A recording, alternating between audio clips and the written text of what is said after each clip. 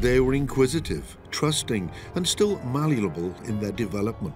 In the Third Reich, the National Socialists shamelessly exploited the naivety of its children. Teachers told me that the Führer wanted the best for Germany. Youngsters were manipulated. Human values no longer counted. Suddenly, the call came to hate, to demand separation. Nothing was the way it once was.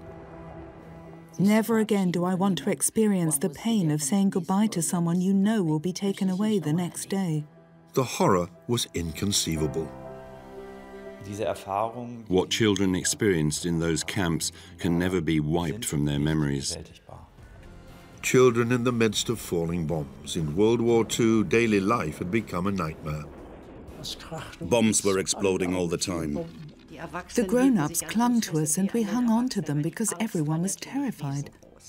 A childhood spent in chaos. All they knew was that they had to function in this tiny segment, and they did function like clockwork. Exploited for Hitler's insane plans, the Nazis sent child soldiers into battle. Günther, there's one over there. Get him out. These children would never forget what they had seen at the front. No one with any common sense would have thought this possible.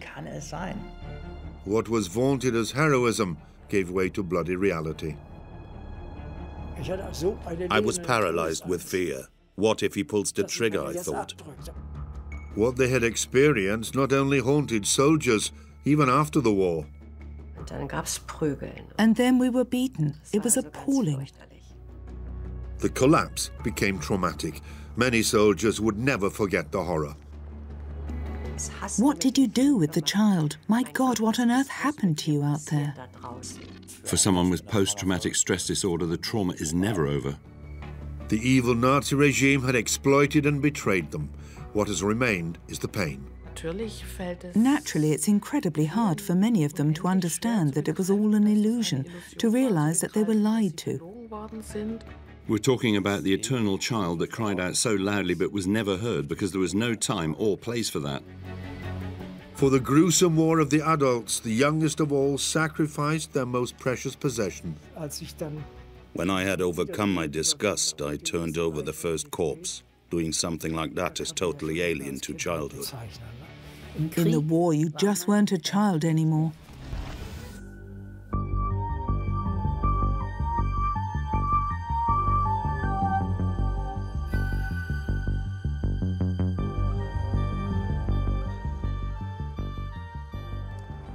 In the early 1940s, Allied bombing raids on German cities increased.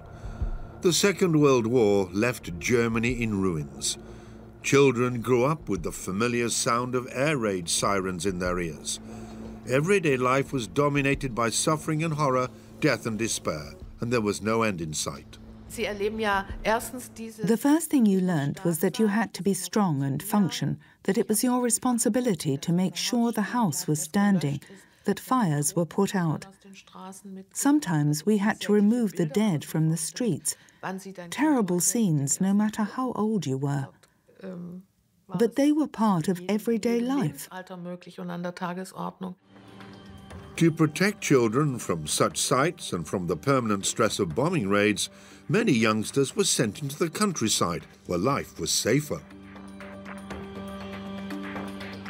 The greater the scale of urban destruction, the greater the threat to the people, to children. So the state, in its self-proclaimed benevolence, launched its children's evacuation program.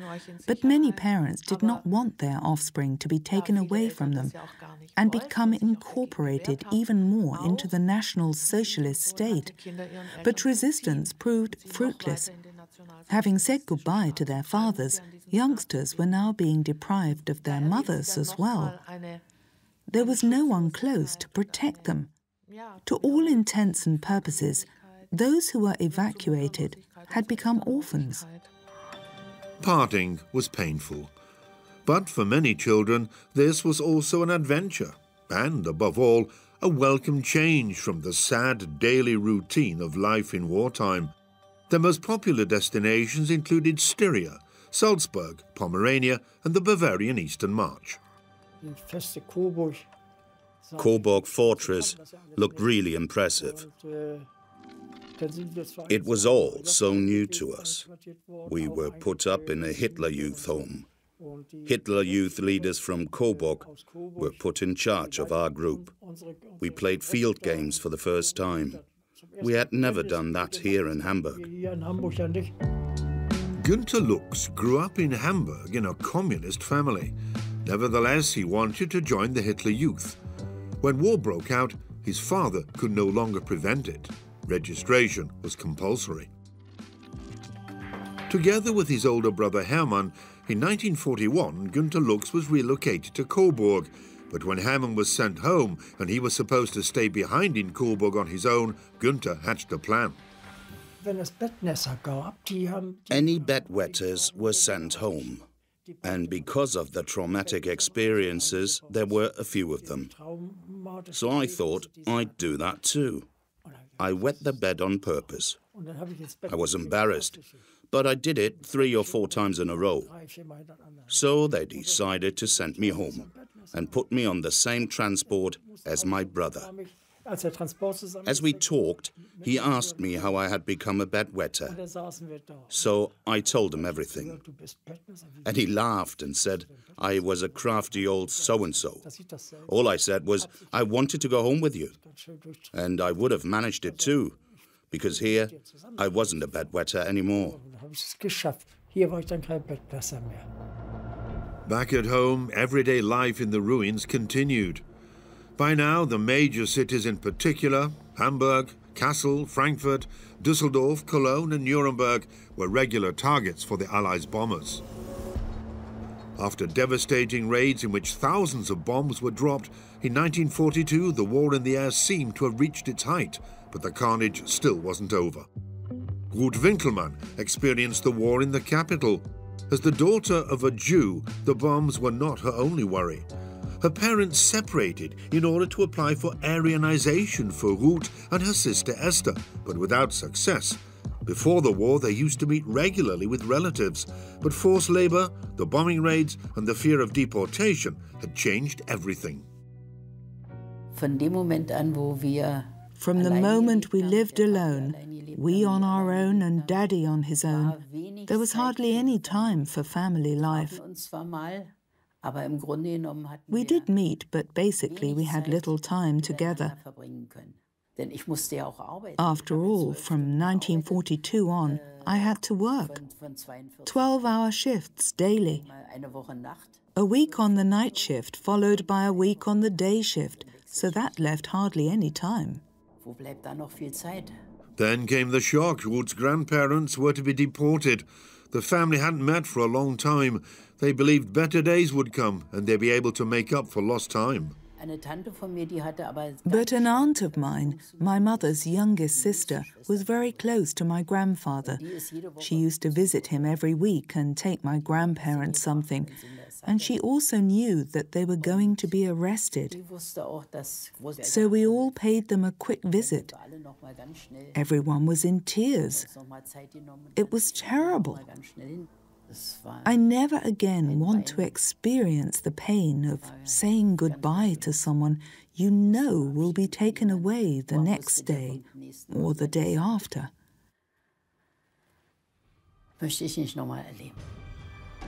For 14-year-old Ruth and her family, nothing would ever be the same again. The Nazis continued to keep the world on tenterhooks. Ruth's grandparents were sent to Theresienstadt, and things would soon get even worse. In February 1943, Hermann Jax went to work as usual. But he never returned home. My father's youngest brother came to us and said they'd arrested Daddy. A whole world collapsed. Suddenly, Daddy was gone. But I must say that in 1943, we were so preoccupied with ourselves that, although we found it terrible, each of us first focused on his or herself, and only then on the others. After all, the bombs were also taking our lives. I wept for my father, of course I did.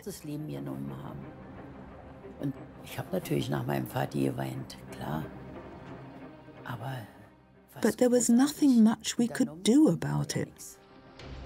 It was wartime, and there was no room for grief. The children had to lend a hand. They had to be strong, hide their fear, and cope with the everyday reality of war. Children rose above themselves and assumed tasks beyond their years. To survive in wartime, you always have to function and comply with instructions from adults. That makes you a mini-adult. But you can't necessarily assess the drama of a situation. All you know is that you have to function in this little segment. And youngsters did function, like clockwork. For the youngest of all, the sound of an air raid siren, their mothers racing to safety, and the impact of the bombs had long since become routine for Monika Jetter too. Basically, I was always a very happy, cheerful and confident child. So sometimes I'd think, there's plenty going on down below, lots of people and so on. I don't think I realized about the dangers of being in the cellar. But you just had to make the best of the situation. What else could you do? You had to go down. There were these iron doors that were bolted shut. You sat behind them and waited till it was all over. There was also a positive aspect to the fact that the bombs had already become routine for youngsters. Basically, I would say that the smaller a child is, the more fragile it is. Sometimes the lack of intellectual and linguistic development can be protective. When I'm 11 months old and can barely say "mama," I don't understand what my parents and grandparents are saying about the situation and how dangerous it is. I'm experiencing the dangerous nature of the situation, but everyone is there. All the people who have always protected me are present. They are all running around, and there are lots of loud noises. But I'm on my mother's arm. But child and youth therapist Dr. Andreas Krüger knows that in many cases it takes only a second, and suddenly nothing will ever be the same again.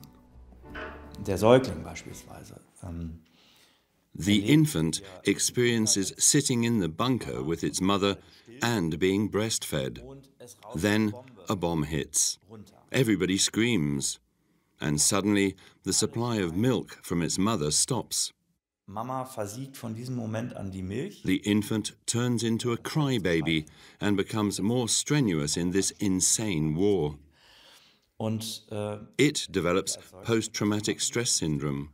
The noise, the commotion, and the mother's inability to reassure her child because of her fear all result in the child developing PTSD. The experiences children made in the war varied. What they all had in common were permanent stress and constant fear. I only knew that it was all about survival. Where can we get something to eat? Are we still safe in our apartment? The cellars were often broken into. Some people said my father had already come back.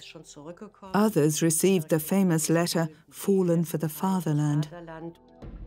Werner, Monika's father, had been at the front since 1939. He had volunteered for military service. It was a great opportunity for him. He was an illegitimate child in Berlin after the First World War. At the time, that was an absolute disaster. He wanted to study. He could have started an apprenticeship as a tradesman, but that's not what he wanted. He sought out the Nazis in the belief that it would enable him to make something of his life. Born in 1940, Monika Jetter experienced the Second World War with her mother and elder sister in Berlin. She didn't meet her father until after the war. She only knows what he was like before then from what her mother told her.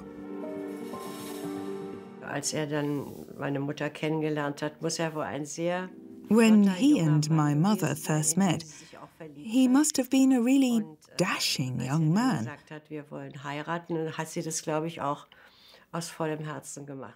She fell in love with him and couldn't wait to get married. She was a strict Catholic, but he was Protestant, so he had to convert. They had a big 3-day country wedding in Upper Silesia, even though at the time he was already a Junker. But he did it out of love for my mother. He wanted to really make something of his life, and the Nazis offered Monika's father this opportunity at the Ordensburg, an elite academy of the NSDAP. But as a candidate for the party's leadership cadre, he and his wife were expected to turn their backs on religion. She told him he had to decide. It's either me or the Führer, she said. So he left the Ordensburg and volunteered for an airborne unit. He became a paratrooper. He did not renounce the Führer, of course, but he did break off his training at the Ordensburg because my mother was against it. In 1943, the war finally became part of life in the capital. For Ellie Jacks, everyday life became a challenge. Her Jewish husband had been deported.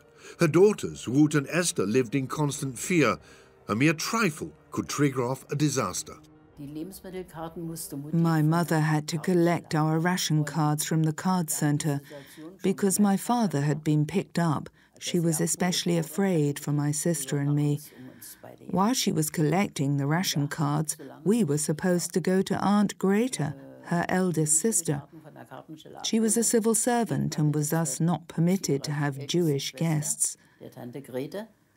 So I had to remove the star I was wearing. At the ration card center, SS soldiers told my mother they needed to see her children before any cards could be issued. My mother and the men then all came by car to pick us up. But we weren't given any ration cards. Instead, we were arrested.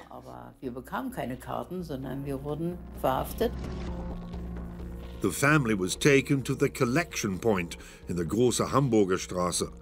Together with many other frightened people, Ellie, Ruth and little Eddie waited for further instructions. Then a young man in uniform, probably SS, came down the steps and hit my sister in the head with his rifle butt. Just imagine, a 6-year-old child. She wasn't doing anything, just standing there. She clenched her teeth and looked him up and down. It was a terrible experience. There was nothing we could do. Then an official turned up and asked Mummy why she was there. She said she was the mother of the 2 children. He wanted to know about her bloodline. She told him she was Aryan and that her children were half Jewish.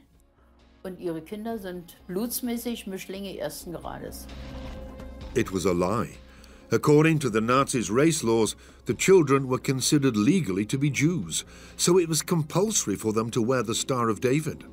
And in the event of a deportation order, they would not be spared. But half-Jews, as they were known, were not forced to wear the star and were further down the killer's list. Ellie Jacks risked everything and saved her children. Since I was not wearing the star on my coat, that saved me. I was really scared. This fear for your own life and fear for those you love, ran deep. Often, survivors just couldn't get rid of the feeling. It changed children, some of them forever. Experts describe a situation in which a person's life is threatened, from which there is no escape, when a feeling of powerlessness arises that exceeds anything they have ever known before, as traumatic impotence. This constellation can affect anyone, old or young, infant or grandparent. Irrespective of age, the experience can trigger something in the brain which we call post-traumatic stress disorder. It is the symptomatic, primordial soup, so to speak, which can cause highly complex damage. Nazi terror was palpable in Hamburg too. The regime never mentioned that countless soldiers were dying at the front every day. It continued to glorify the war. Further recruits were trained, and in September 1942, there was nothing Hermann Lux could do to prevent being conscripted. Günther's father was called up and sent to the front. His sons, 14-year-old Günther and 15-year-old Hermann, went to live with their mother, stepfather Helmut, and two half-sisters. It was a return to a household that was still firmly communist, but everyday life in wartime played a leading role. Political views took a back seat. The bombing raids were heavy, and so the fight for survival took over. Political activities were almost non-existent. My mother put up personal resistance merely on a minor scale. For instance, defying custom, she refused to hang out flags to mark the Führer's birthday. Every second household displayed a swastika. But she just hung a small piece of bedding out of the window. The block leader was furious. My mother said, "What am I supposed to do? My little ones have wet the bed, and I have to dry the bedding. Have you got any other suggestion?" "Typical scum," was his reply. The next day, when the Führer's birthday was over, the piece of bedding was dry. That was the kind of mini-resistance she offered. But you had to be very careful. In their new home, brothers Günther and Hermann experienced a totally different aspect of the war. Stepfather Helmut Kruschak continued to maintain contact with his old comrades. It kept him informed of things which government propaganda kept secret. There were, of course, the Volksempfänger, the people's wirelesses, which broadcast official propaganda. But we were given a large radio set, and my stepfather used to listen to the news from London. I listened too. We'd pull the blanket over our heads because we had to be careful. We might have been arrested. So the woolen blanket was pulled over our heads, and we'd tune in. This is Radio London.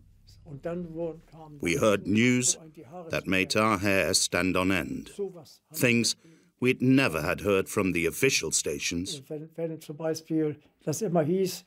They would broadcast reports like 36 British aircraft were destroyed in aerial combat over the Channel, with the loss of 2 of our own planes. But in reality, it was exactly the other way round. It was too cramped in the small apartment for 6 people.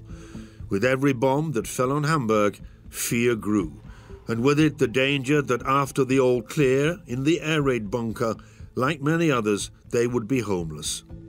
And yet in the summer of 1943, everything changed for the Lux brothers. Their stepfather, Helmut Kruschak, was transferred to the Czech Protectorate to build aircraft. Elisabeth and the small children went with him. Günther and Hermann remained alone in their apartment in Hammerbrook.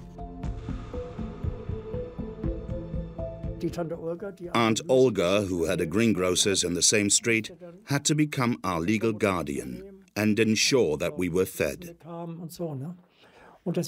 But we lived alone in the apartment. On the 24th and 25th of July 1943, Hamburg was bombed by the Allies. 791 British aircraft dropped over 2,000 tons of incendiaries and explosives on the Hanseatic city. In the afternoon, American bombers attacked.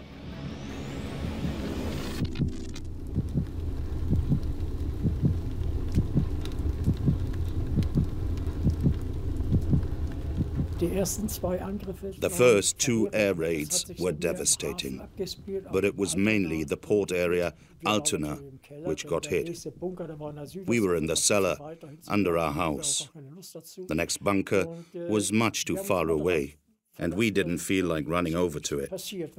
We always trusted that nothing worse would happen. The next day, I was roaming around Hamburg a bit and found a leaflet about the size of a postcard. On it was written, "That was just the beginning. Other air raids will follow. Leave the city to avoid further unnecessary casualties. The Royal Air Force." I quickly threw it in a waste bin. After all, I had been told that passing on information like that was tantamount to spreading enemy propaganda, and that carried the death penalty. I don't know if that was true, but I was scared, of course. When I told my brother, he said, "That really is enemy propaganda. The British suffered such heavy losses the first time, they won't come back." If only I'd been right. It was the night of July the 28th, 1943. We always left the radio on low. One day, Hermann woke me up and said, "Get up, Günther. There's a report coming through. A large force of enemy aircraft, they say, is on its way to northwest Germany." We had often heard that before. And it had often been the case that the aircraft had flown onto Berlin or Hanover. But this time, they were heading for us once again. 739 bombers targeted the districts east of Hamburg city centre, Rothenburg's Ort, Burgfelder and Hammerbrook, where Günther and Hermann Lux also lived. Shortly after the sirens began to wail, the flak units opened up. Then the bombs started to fall. We dashed into the air raid shelter in our cellar. We waited and stared at the ceiling. Outside, all hell was let loose. It was terrible. In the cellar, there were several women and children, and 6 or 7 elderly men. One of them suffered a heart attack, and one woman screamed hysterically, "Help! Stop it!" It was horrific. Bombs fell incessantly on Hamburg's residential areas. In next to no time, the buildings in Hammerbrook were ablaze.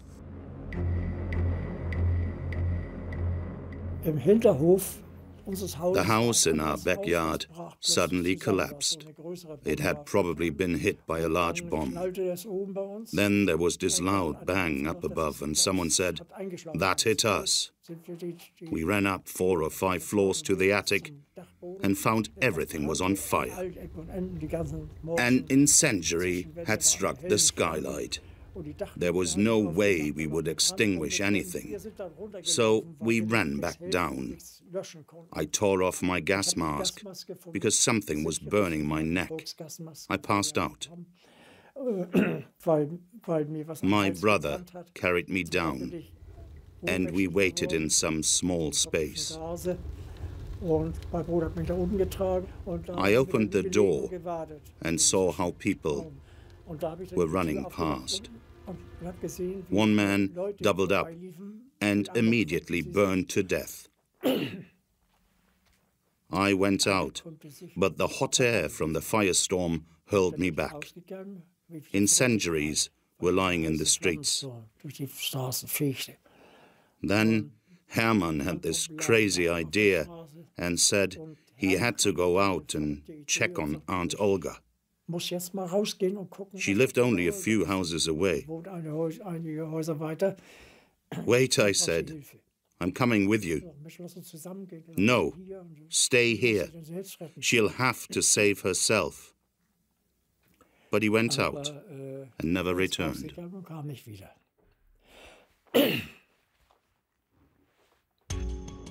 Frantic, Günther waited for his brother. There was chaos all around. The heat from the flames, the sound of exploding bombs, falling rubble. No one could feel safe in their apartment anymore.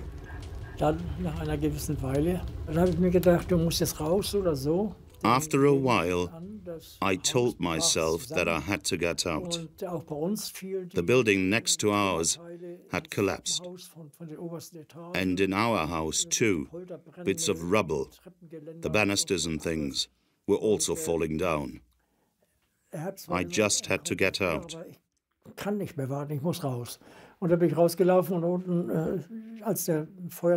An old lady was staggering along the street, totally disoriented. I pulled her down with me to grab some air in the cracks between the cobblestones. When the firestorm ebbed a little, we got back to our feet and ran some more until we reached the Norderstrasse. The school there was full of people, hundreds of them. Some were injured. Others were suffering from burns. Every classroom was full. Hardly anyone had more than the clothes they were wearing. Only one or two had managed to pack a suitcase. I looked out of the window and saw that Eastern Hamburg was burning from end to end. Wherever you looked, all you could see were flames. The hot wind in those summer days fanned the mix of aerial mines, high-explosive bombs, phosphorus and other incendiary bombs even more. A firestorm swept through the streets. Günther rested in the school building in the Norderstrasse, but not for long. He wanted to continue looking for his brother. In the early morning, making my way through rubble, I went straight back to Hammerbrook.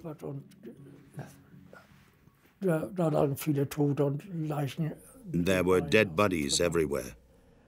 I turned over corpses that looked male to see whether it was Hermann lying there. After I had checked a few bodies, an army officer appeared and said, "By rights I ought to shoot you, because you are robbing the dead." I was in tears and said, "So do it then. I have just about had enough. I'm looking for my brother." He relaxed and said that was okay. But he wanted me to help remove the corpses. I can't do that, I told him, and ran away. Günther continued his search for his brother and for somewhere to sleep in the nights ahead. Hardly anything was left of Hammerbrook. Ruth Jax had escaped the threat of deportation. Her traumatic experience at the collecting point had terrified her. What if she wasn't so lucky the next time? Ellie, Ruth and Esther needed a plan. As we left the Große Hamburger Straße, we ran into my aunt, my mother's youngest sister. The children can't come to the Pappelallee anymore, she said. That's now out of the question. She and my mother then discussed what to do with us. My aunt had an idea. Herr Lindenberg had always said that if my mother were in difficulties, she should turn to him. So Mummy went to see Herr Lindenberg, and he told her we could move into the summer house. He was going to be called up, and the place would be empty anyway. So we moved into Herr Lindenberg's summer house. The hut and the allotment colony outside the city centre gave the Jags hope and fresh courage. The family's friend, Leo Lindenberg, did not hesitate to help the three in their need. He was a typical German civil servant, incredibly small-minded, but he had a big heart and was very religious, a devout Christian. I must say that he fell in love with my mother the very first time he set eyes on her. I can't imagine any other reason why a man would take in 2 Jewish children. From the moment our parents separated, he probably sensed that he stood a chance. Moving into the allotment was absolutely essential. But even so, 14-year-old Ruth found it hard to give up her home. I had always been used to living in large, well-lit rooms, but the biggest room in the summer house was 2 meters square and packed with junk. When the temperature dropped below freezing, our water supply froze. We had a pit toilet, which meant fetching water from the pump. It was a tough time. The summer house was a particularly good place to hide from the Nazis. The Yaks didn't have to worry about anyone informing on them. No one in the neighborhood asked any questions. Ellie Yaks had worked out a credible story for herself and her daughters. We told neighbors we'd been bombed out like lots of people in Berlin, and that Herr Lindenberg had offered us his summer house. It was all official, we said, and everyone accepted that. To maintain their cover, the Yaks had to keep convincing people that they were Aryans loyal to the regime. The civil servant status of their landlord proved particularly helpful. Herr Lindenberg was a party member. His sole job was to collect money for winter relief, and I had to take it over. With my tin in my hand, once a month, I rang the doorbells of people in the allotment colony and asked for a donation. Sometimes I'd be sent packing. "Clear off, you Nazi brat. You'll not get a penny from us." That was the best thing that could have happened to me. I was accepted as a Nazi brat, and that was fine with me right through to 1945. The Harmony allotment colony in Berlin-Wittenau provided protection for Ellie Yaks and especially for her persecuted daughters. But Ruth was missing her freedom. One summer's day in 1943, she could no longer stand it in the cramped hut. It was extremely hot in Herr Lindenberg's summer house. I told my mother I was going bathing in Lübars. She warned me to be careful. When I was lying there, a boy asked me if I'd like to play dodgeball. And I thought, why not? The lifeguard, Herr Schwedhelm, told me that they needed someone to join their youth group. So I did. And no one asked any questions. "My name is Ruth," I said. After all, it's not a name that would raise eyebrows.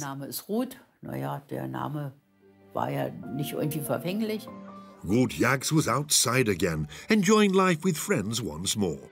She learned how to swim, and that summer managed for a few hours a day to forget the war and the threat of deportation, until reality caught up with her again. Word went out that we were all to be given reports, but that meant showing a membership card of the League of German Girls.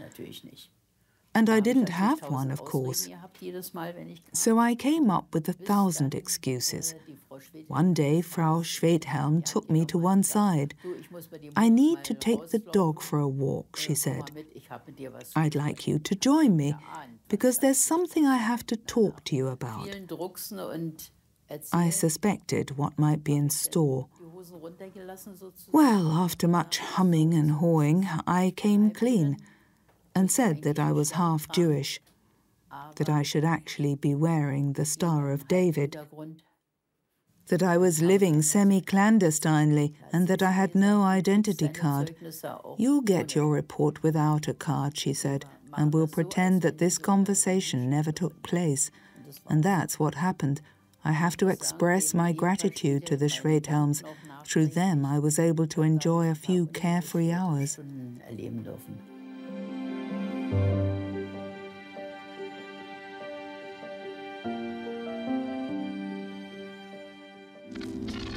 After the air raids of Operation Gomorrah, Günter Lux had to fend for himself in Hamburg.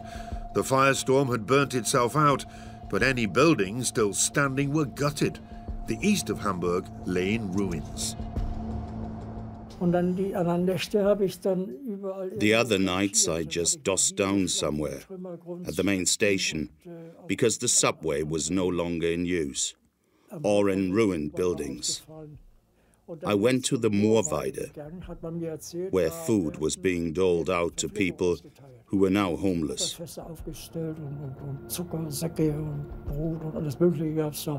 They had butter churns, bread and sugar, and I got a crust of bread and some sugar. But that didn't last. Go to the university, I was told. You'll also get some travel documents. So I did. I told them my parents were in the Protectorate, so they gave me a travel pass to go there.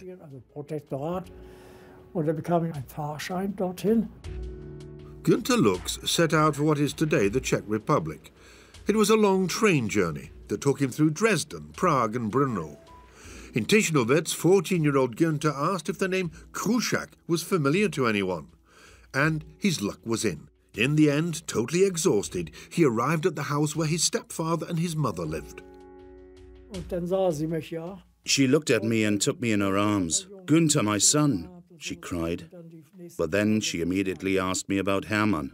All I could tell her was that he was missing. Elisabeth Krušák was beside herself. She set out for Hamburg to look for her eldest son. But she drew a blank. Hermann was nowhere to be found. In despair, his mother returned to the Protectorate. After his grim experiences in Hamburg, Günter remained with his family in the present-day Czech Republic. In the summer of 1944, Helmut Krušák's job there was done, so the family all returned to Hamburg. The whole family lived in the cellar of a ruined building in Horn. My mother was heavily pregnant, and in August 1944, little Helmut was born.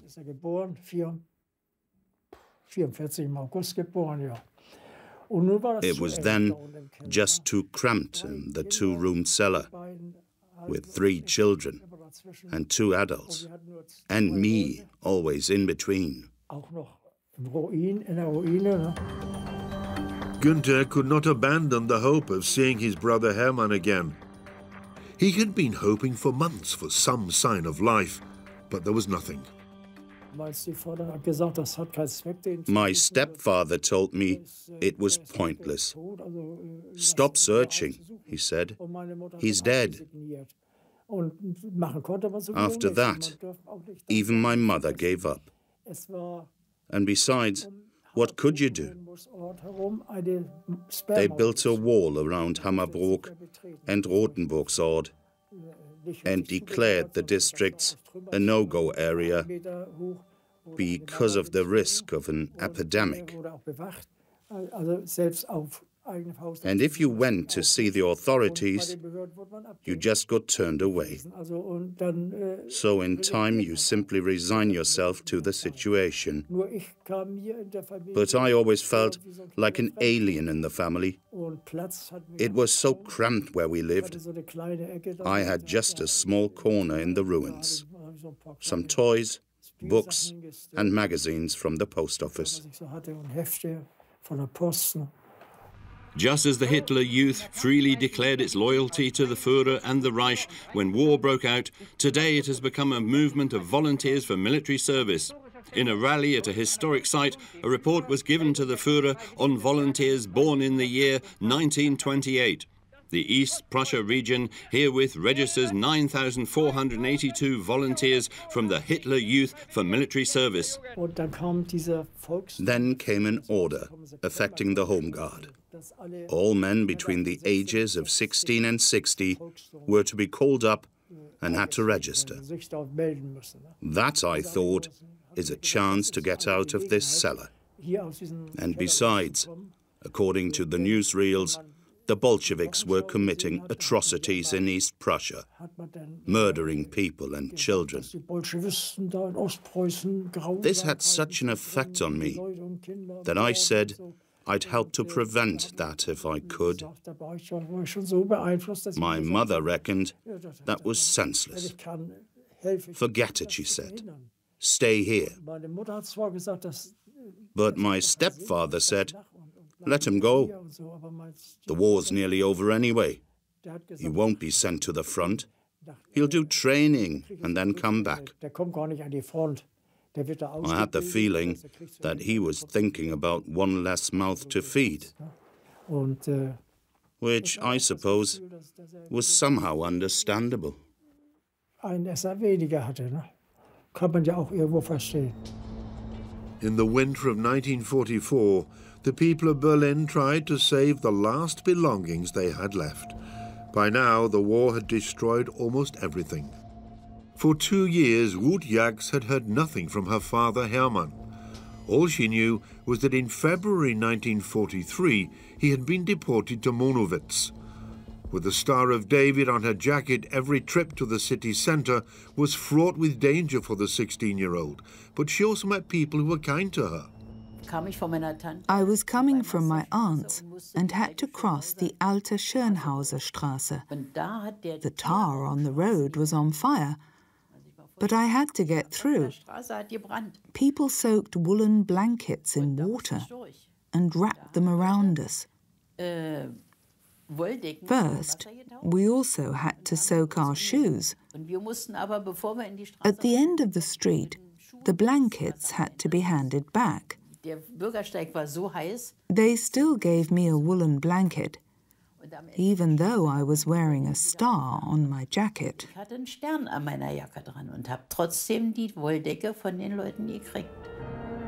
Just before Christmas, Ruth had to fear for her life once again. Factory searches were being carried out and arrests made in a final roundup, if you like.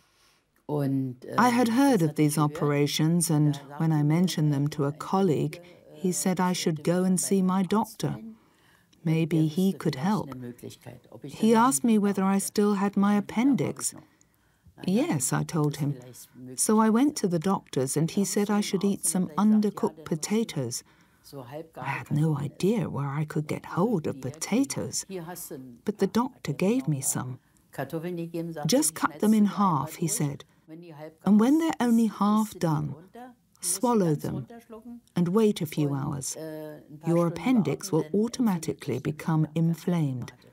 And don't take too much care over personal hygiene. So I did all that, and he sent me to hospital. My doctor came to see me every 2 days. The search operations were still being carried out, so each time he opened up my wound again so that I could stay in hospital a few days longer. As a result, I avoided detection. But the danger was by no means over. Fear and terror continued to rule in Germany. Hitler's victims longed to be liberated by the Allies.